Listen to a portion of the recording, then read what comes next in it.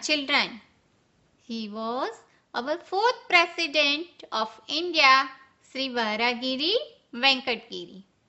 V.V. Giri was born on 10th August 1894 at Berhampur, Orissa. He became the fourth president from 24th August 1969 to 24th August 1974. He became the fourth president from 24th August 1969 to 24th August 1974. He died in 1980. Let's see the video clip about him. Orissa के बहरामपुर में 10 अगस्त 1894 को जन्मे वाराहगिरी Venkata Giri college की पढ़ाई के दौरान ही आजादी के आंदोलन में कूद पड़े थे। बैरिस्ट्री पढ़ने अफ्रीका गए तो वहां गांधी जी के शिष्य बन बैठे। भारत लौटे तो अंग्रेजी सरकार ने उन्हें कई बार जेल भेजा, लेकिन उन दिनों वो गांधी जी के निर्देश पर मजदूरों के हक की लड़ाई भी लड़ने लगे थे। 1931 में वीवी गिरी लंदन गए। वहां दुनिया भर के मजदूरों की दशा पर गोलमेज सम्मेलन था। उन्होंने इसमें धूम मचा दी और जब लौटे तो संसार के जाने माने श्रमिक चेहरे बन चुके थे। भारतीय रेलवे के मजदूरों की आवाज उन्होंने कई साल तक उठाई। यही आवाज उन्होंने सेंट्रल असेंबली के लिए चुने जाने के बाद 1934 से 37 तक उठाई और यहीं से उनका राजनीतिक सफर शुरू हुआ। इसके बाद 2 बार वो मद्रास विधानसभा के लिए चुने गए और कई विभागों के मंत्री रहे। आजादी के बाद वीवी गिरी श्रीलंका में भारतीय उच्चायुक्त रहे। पहली लोकसभा के लिए चुने गए सांसदों में वो एक थे। नेहरू मंत्रिमंडल में वो श्रम मंत्री भी रहे। इसके बाद 10 साल तक उत्तर प्रदेश, केरल और मैसूर राज्य के राज्यपाल का पद संभाला। 1967 में वो उपराष्ट्रपति चुने गए। डॉक्टर जाकिर हुसैन के अचानक निधन के बाद वो कार्यवाहक राष्ट्रपति बने और फिर 1969 से 1974 तक राष्ट्रपति के तौर पर उनका कार्यकाल शानदार था। Do solemnly affirm that I will faithfully execute the office of President of India, and will to the best of my ability preserve, protect and defend the Constitution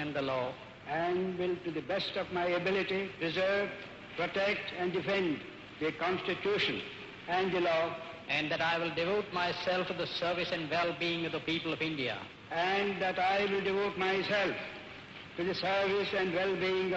of India.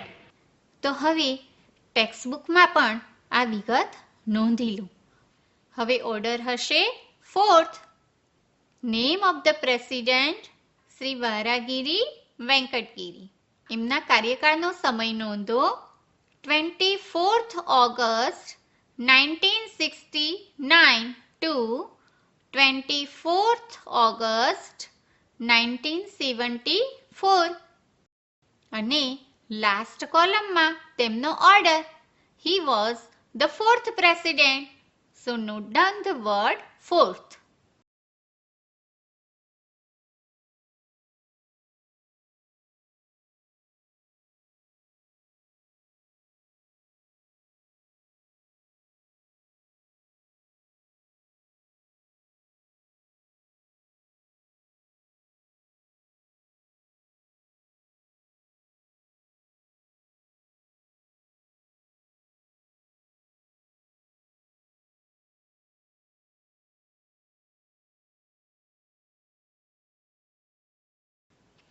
તમે નોંધી લીધું ને બાળમિત્રો?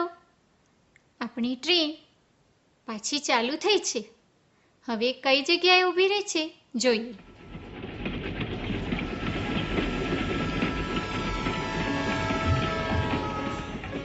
Can you read the name of the station?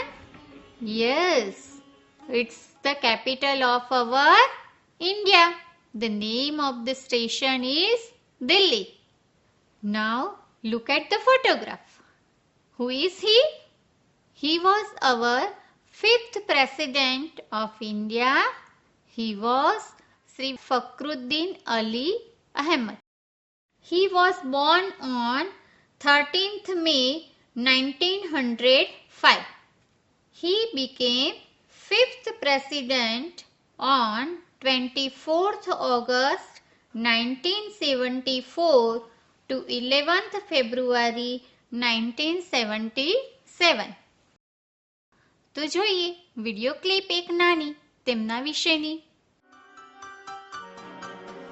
Delhi में 13 मई 1905 को जन्मे फखरुद्दीन अली अहमद का परिवार असम का रहने वाला था. उत्तर प्रदेश के गोंडा और बाद में दिल्ली में उनकी पढ़ाई हुई. लंदन से कानून की पढ़ाई पूरी करने के बाद उन्होंने लाहौर में वकालत शुरू कर दी. इन्हीं दिनों वो पंडित जवाहरलाल नेहरू और सुभाष चंद्र बोस के संपर्क में आए. ये 1928 का साल था. दोनों बड़े नेताओं ने उन्हें अपने राज्य असम लौटने की सलाह दी. इसके बाद फखरुद्दीन अली अहमद असम में आजादी के आंदोलन का बिगुल बजा रहे थे. कई साल उन्होंने जेल में भी काटे. असम की संस्कृति फखरुद्दीन अली अहमद के भीतर रची बसी थी. 1935 और आजादी के बाद 1957 में वो असम विधानसभा के लिए चुने गए. राज्य सरकार के अनेक विभागों के वो मंत्री रहे. जब देश आजाद हुआ तो वो असम के एडवोकेट जनरल थे. राज्यसभा के गठन के बाद अगले ही साल वो इस सदन के लिए चुने गए. 13 साल बाद यानी 1966 में वो फिर राज्यसभा के लिए निर्वाचित हुए. इस दौरान उन्होंने केंद्र में सिंचाई, ऊर्जा, शिक्षा, कृषि और खाद्य मंत्री के तौर पर देश की बुनियादी नीतियों को आगे बढ़ाया. खेलों में उनकी काफी दिलचस्पी थी. वो फुटबॉल, क्रिकेट और टेनिस के शौकीन थे. 1972 में वो भारतीय लॉन टेनिस एसोसिएशन के अध्यक्ष भी रहे. कांग्रेस ने 1974 में फखरुद्दीन अली अहमद को राष्ट्रपति पद के लिए अपना उम्मीदवार बनाया. उस समय वो असम के बारपेटा से लोकसभा के लिए चुने गए थे और केंद्रीय मंत्री थे. चुनाव में उन्होंने शानदार जीत दर्ज की.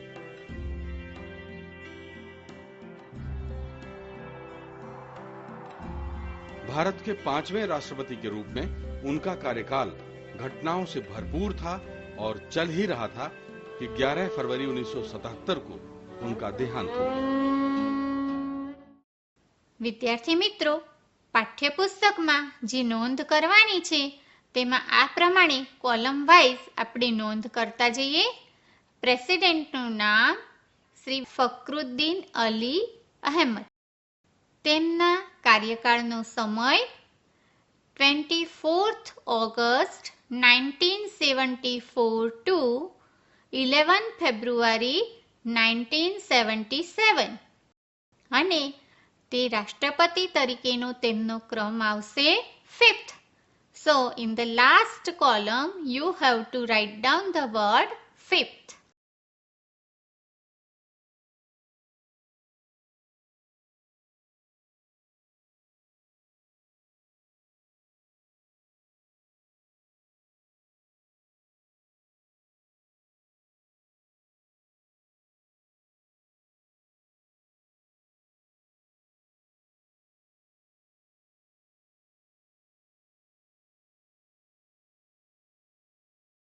આટલું લખી લીધું ને? તો જુઓ, આ ટ્રેન તો પાછી ચાલી. હા, હવે કઈ જગ્યાએ ઊભી રહેશે તે જોઈએ.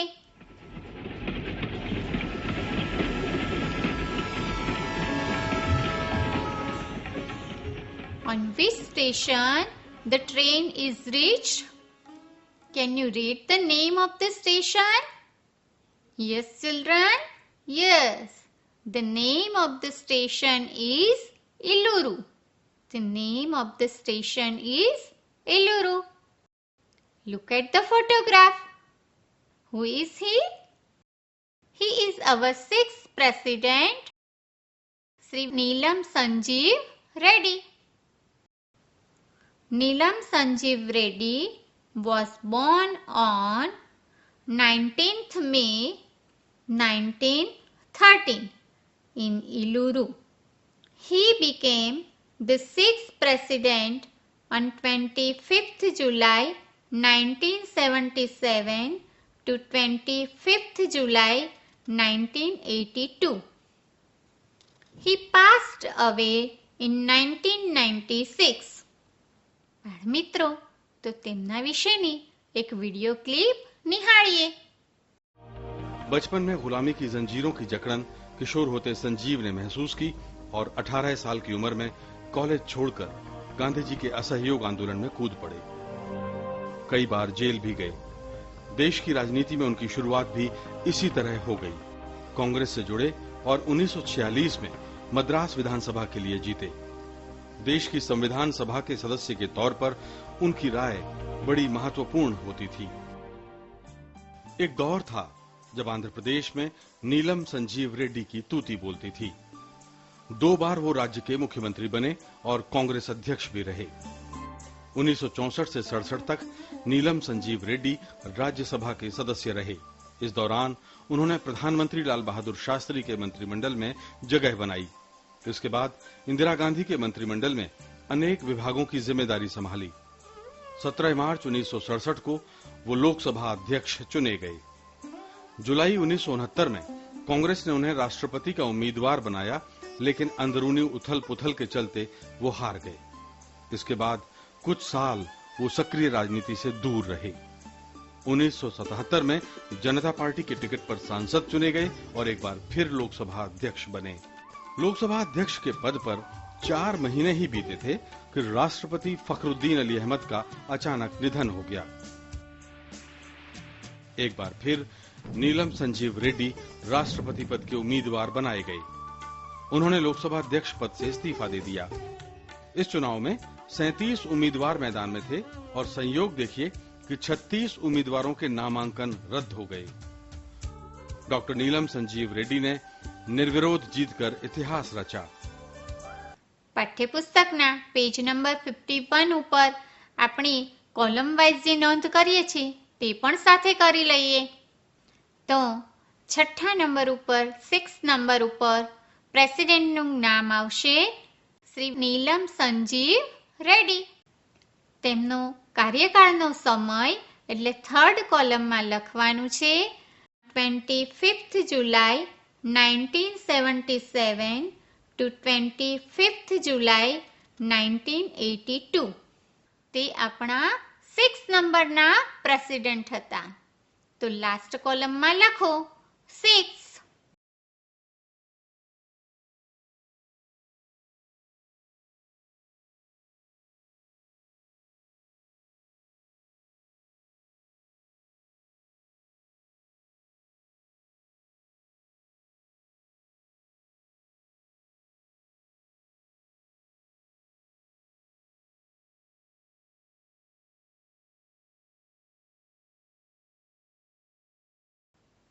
લખાઈ ગયું ને?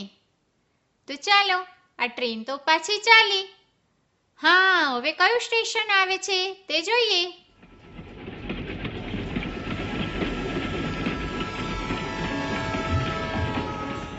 Children, can you read the name of the station? Yes, the name is Sandhwan. The name is Sandhwan. It is in Punjab. Look at the photograph. Who is he? Yes, you know him. He is our 7th President of India, Sri જ્ઞાની જયસિંહ. કાર્યકાળનો સમય છે 25th July 1982 to 25th July 1987. પાઠ્યપુસ્તકના page number 51 ઉપર આપણે column wise જે નોંધ કરીએ છીએ તે પણ સાથે કરી લઈએ. કોલમ 1માં 7 નંબર અને સેકન્ડ કોલમ છે the name of the president. ત્યાં તમારે લખવાનું છે શ્રી જ્ઞાની જયસિંહ.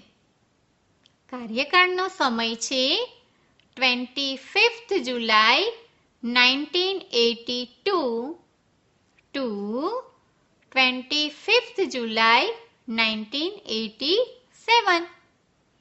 અને લાસ્ટ કોલમ એમાં ઓર્ડર લખવાનું છે. તો he was our 7th president. So note down the word 7th.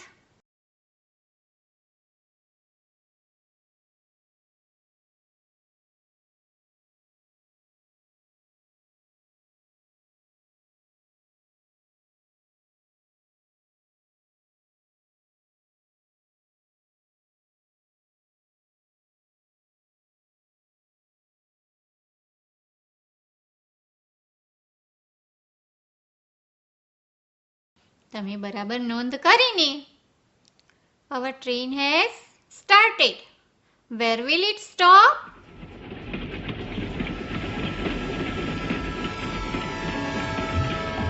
The name of the station